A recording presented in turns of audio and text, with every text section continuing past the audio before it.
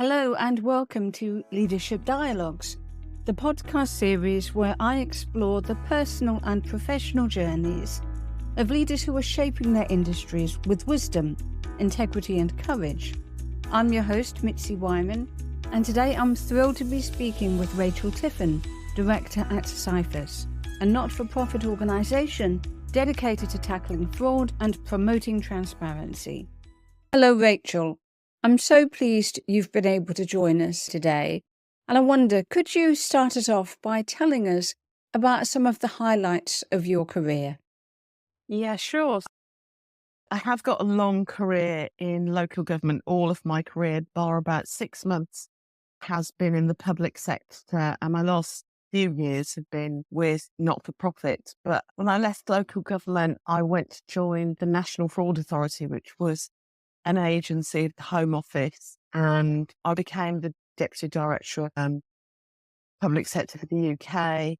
And it was a really exciting role for me. And probably one of my biggest achievements when I was there was the first national strategy on counterfraud for local government. It was definitely a feat because it involved a lot of stakeholder engagement and getting them all to agree on a document. After I left government, I was asked to redo the piece of work for the next strategy. And I've actually done it a third time whilst I've been with my current employer. So I suppose it's flattering that it came outside of government to ask me to do it personally. So I was at the Home Office for 3 years. I actually went to the Ministry of Defence after that for a short while. And then I went to work for Cifas, where I set up their counter-fraud service. I know you did some amazing things there, including creating qualifications for people who are wanting to work in the sector. But eventually you ended up at Cifas. How did that come about? My heart really lies with the public sector. And so the opportunity came up to work at Cifas and to work with their public sector stakeholders and get the public sector involved in the different things that Cifas does. And I could really see the merits of public sector getting access to all the things that Cifas do, which would prevent fraud and make savings for them. Now, I can see that you've received a number of awards, but the one that really stands out, of course, is that Lifetime Achievement Award. What was that like? It must have been an amazing feeling. When I won the Economic Crime Award, I actually had no idea that it would be me. I got a standing ovation, and I am actually quite a shy person. So I was dumbfounded and I could not find words that night.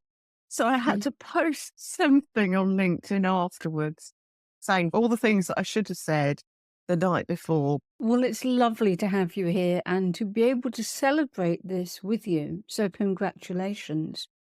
But going back a little bit, I'd be really interested to hear about your beginnings, because I don't imagine you ever thought at some point you would be tackling cybercrime and fraud and corruption and such like. So how did that all come about? I'm from Birmingham. I'm not an only child, but there's a really big gap between me and my siblings. I think my upbringing was pretty much like being an only child because I was the only one at home. And both my parents were from an army background. So I had quite a strict upbringing, though my dad died quite early on. I was 7 at the time. But because I was at home a lot, I think I am essentially shy. And I used to do a lot of reading and I have quite a good memory and all stood me in good stead for exams and other things. I stayed in Birmingham until I was 18 and I got my A-levels, and the intention was to be a French teacher. But I didn't do so well on the French A-level, and I struggled a little bit because when I made the move from secondary school, which was a state school, I went to a sixth form college, and I think I must have been quite sheltered because there were a lot of people there who were very different to me. There were people who had homes abroad and they went to France for the whole summer and they were completely fluent. And I was there and I'd never left Birmingham and I struggled a bit with it. And so I went to university, got my degree, and then I thought, oh, I'll get a temp job. And I got a job at the council for 6 weeks. And I said to myself, I wouldn't want to do this because it's a desk job and it's really boring. And of course, I never left. And I stayed in local authorities for about 20 years after that. And then I gather an opportunity came up to be involved in counterfraud. Tell us about that. The idea that fraud happening causes harm to people, the idea of preventing it struck a bit of a chord with me. And I think that's grown and grown as the years have gone by. At first I was operational and then making a difference locally, but then I became aware that actually I had a voice and I had ideas about things that actually might make a difference to policy and the national agenda. And so I moved on and obviously moved into central government and have gone on from there, really. It's interesting, though, isn't it? Because you said you were a shy child.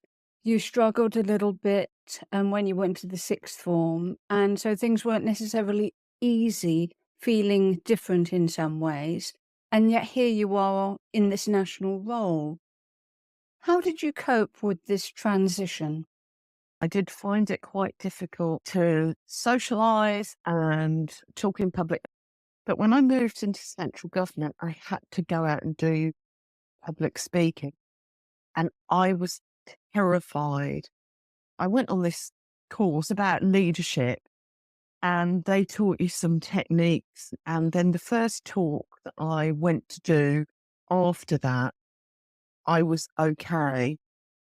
I now actually enjoy it. And I speak to hundreds of people, and sometimes I don't even take notes because I feel so comfortable with it. And actually, it is still a surprise to me when I think about it now.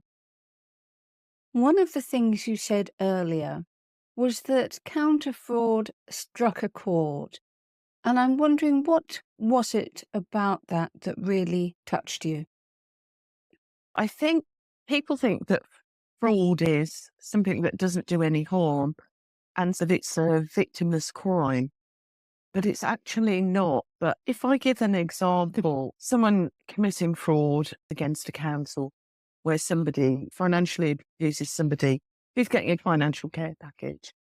So the thing that it means there is that, firstly, because the money's coming from the council, it might look like a victimless fraud, but it's not because the council doesn't budget for fraud. And so they're losing money to that particular area. What fills that space, because they have to take money out of reserves and things like that, which means that other services that people need can't happen the way they were intended to happen. But also the repercussions on the person who's had their money taken, they've been financially abused, they have to go through all the difficulties and emotions that were involved in finding out they were part of the fraud is quite considerable. So it's preventing that from happening means quite a lot to me. I can understand that. And I think people are increasingly concerned about fraud.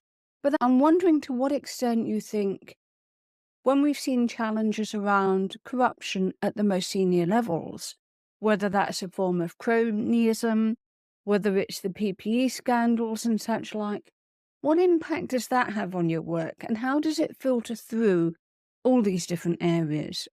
Well, it does. And obviously, you know about the Nolan principles and how they govern public servants. So it damages trust, doesn't it? But also, as a public servant, you're the guardian of public money.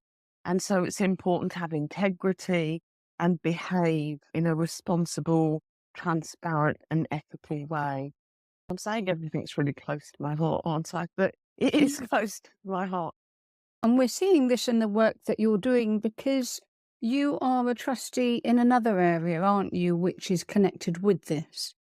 I became a trustee of, it used to be called Public Concern at Work, but it's now called Protect, and it's a whistleblowing charity that does work on advising people who become whistleblowers, who want to report problems safely, without any detriment to them.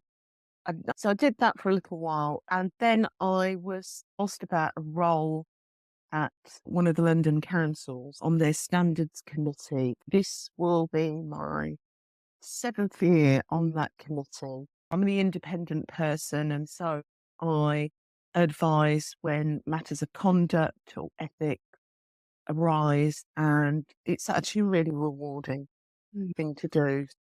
It's wonderful to have you representing us and being that independent voice on such a committee. But I'm struck by something. Just before we came on the programme, you talked about how you were the first person in your family with a degree. So you've come such a long way. And you're effectively a role model for many people. And I'm wondering, are you aware of that? How does that feel? Well, I never think of myself as a role model, but a lot of people say it to me. I think the thing is that I live by my own values, and I live each day as it comes thinking, well, this is the right thing to do. And I don't like to see people being treated badly or taken advantage of by other people. And I guess that comes across as maybe part of the thing of being a role model. My kids tell me I'm a really good role model. In fact, my son always says to me, I got my work ethic from you because you work really hard and you actually really believe in what you're doing, which is actually one of the best compliments you could get. Absolutely. And I know it's less so these days, but when you started out, it would have been, I think, a more male dominated profession. Can you tell me how that was for you? Yeah, I mean, it's changed so much because definitely when I was started, quite a lot of ex-police people were transferred, retired and moved into Counterfraud. And when I started, we had no qualifications. And I think at the beginning, it was seen a little bit as people in raincoats hiding in bushes, watching people. But that has changed so incredibly. In fact, the team that I work in Cifas is an all-female team, pretty much. Now it's pretty much standard to need to be qualified, and there is actually a government counter-fraud profession officially now that people can join, do qualifications. Were there any aspects of being a lone woman that struck you, or how you might have had to work differently in any way in order to get on? I don't think so, but sometimes I would turn up for things and I would be the only woman there. Sometimes when the police were doing a raid, I'd turn up with 20 police officers and 10 male council staff and then me.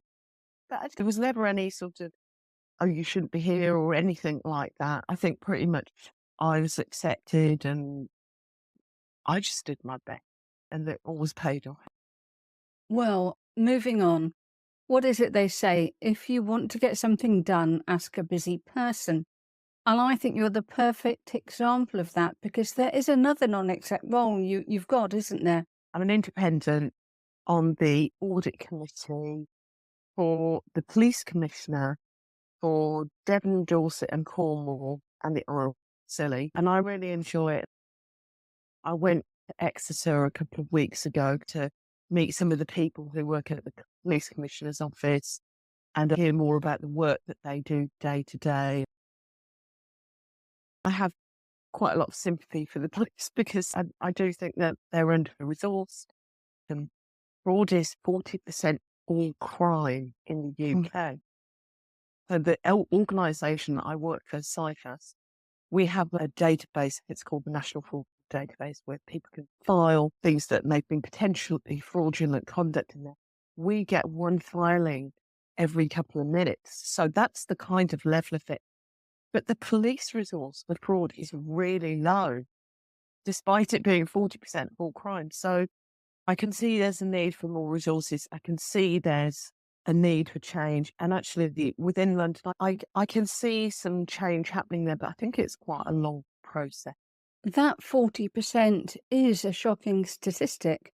How easy is it for the police and people like yourselves to keep up with things? It is really hard. And as soon as something new comes out, then people who want to commit fraud will find a way to try to get around the rules and do something on it. We worked quite a lot with local authorities when COVID happened. The government introduced business rates grants, and there were COVID loans, and obviously all the things happened for contracts in central government. But there were loads of attempted frauds that happened then, with people appearing out of the woodwork who said, "Oh, I want business rates low," and the council had never heard of them because they weren't registered for business rates, and they didn't actually have a company, so they weren't on Companies House. And then there's like extra work in a time when you're really challenged because, of course, we'd all been working in the office. Suddenly, we're all working from home. We're getting used to the technology with a whole load of new things to administer with rules around them that have been set up really quickly, and people are taking advantage of them. There's a limited amount of money, and you need to stop the money going out the door to the wrong people. It is really hard, but I think we've got a lot better at anticipating what's happening, horizon scanning, and also sharing data across different sectors. We do a thing at work, it's a survey called Fraudscape, and we talk about the current patterns and things like that. But one of the things that people have said is that one of the greatest fears now is about the growth of AI generated fraud, which is sophisticated scams that are done online, and there is synthetic identities. But we know it's happening fast and we know it's evolving, which I think is probably the first step. One of the areas that I cover at Cifas is insider threat. So that covers what employees might do or potential employees might do, and what that activity is, how you can prevent it happening and prevent people being employed who might commit some sort of dishonest action. We did a survey last year, and something like 38% of people who had undertaken some sort of dishonest action had been in post less than a year. What sort of steps can employers take to manage this and prevent it from happening? There are actions that you could take around onboarding to start off with. So properly checking people, and also something about getting people involved in the values of the organisation and the culture of the organisation, making them more loyal to the organisation, as well as all the things around good governance and due diligence and checking what people do and things like that. That is a great list of steps that leaders can be taking. But is it being taken seriously enough? Are they taking action? Quite a long time ago, when I worked for a council, we had a pre-employment screening team, and I had been arguing about vetting all new applicants.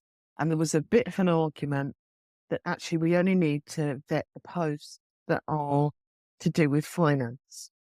And I kept saying there are lots of people who we need to vet. So, for example, if you're employing someone as a social worker, you really need to check who they are and that they've got the qualification, because if they're going out into people's homes, they've got access to benefit books, all of these people's lives, and they're taking care of them. So you want them to be properly qualified. The other thing that I said was that even looking at the cleaners, they're in the building when we're not. And so they're walking around the building, doing all sorts of things. And I'm sort of getting nowhere with this argument. And then somebody employed someone to be a caretaker in the town hall. And of course, they didn't bother to ask us about screening because they'd been employed for about a week. And one of my team said to me, "I've got a problem with his vetting, and he's got here on his birth certificate that he was born in Homerton Hospital." It wasn't built then, she said. "I've lived there all my life. It wasn't built when he says he was born there." And we actually had a police officer who was seconded to our team, and he said, "Well, I tell you what, I could just go around and give him a knock at home." And when they got there, he had 11 water coolers from the town hall that he had been taking out of the building every day, and they were just in his flat. He had numerous passports that he picked off people's desks, USB sticks, a couple of laptops. He had also been working for an NHS body, and he'd got a similar amount of equipment and information from them. Anyway, it turned out it was a total false identity, and he actually went to prison for obtaining a pecuniary advantage by deception. There's a lot that you can do to prevent fraud in the workplace, but I think a lot of it does come down to having a trustworthy workforce, and you need to have the tone from the top and make sure that people at the top understand that there's a risk of fraud.